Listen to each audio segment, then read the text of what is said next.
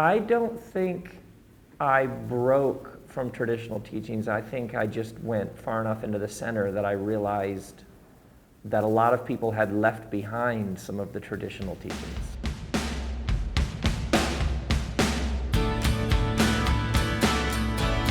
I started out as a pastor, as I would read the Bible and study the teachings of Jesus, but I kept noticing, wait, if you actually take this seriously, Jesus is teaching us how to live this way, which is very different than how a lot of people understand religion or spiritual teachings. So ideally, any religious system exists to help us grow and expand, to see how connected we are with everything around us. And for many people, their experience of religion simply didn't help them grow. So you think about Jesus said, love your neighbor.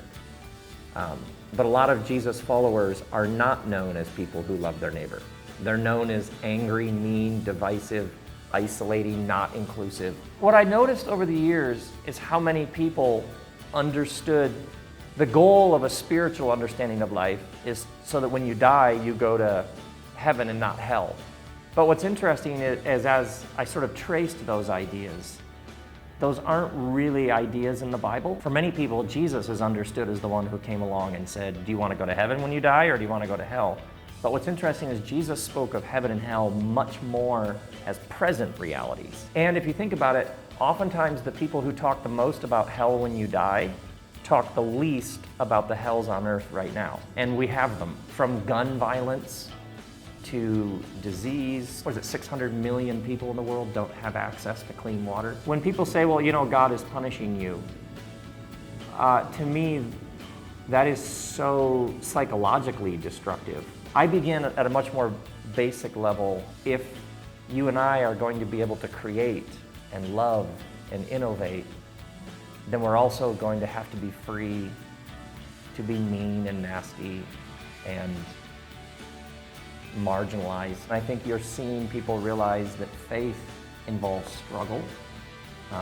Faith involves doubt often, dark night of the soul. That faith is a big, wide, you're on a path, you're on a journey, and all sorts of things are coming at you. And how does it shape you, and how do you respond, and where does it take you? Faith is as much about the surprise as it is about the certainty.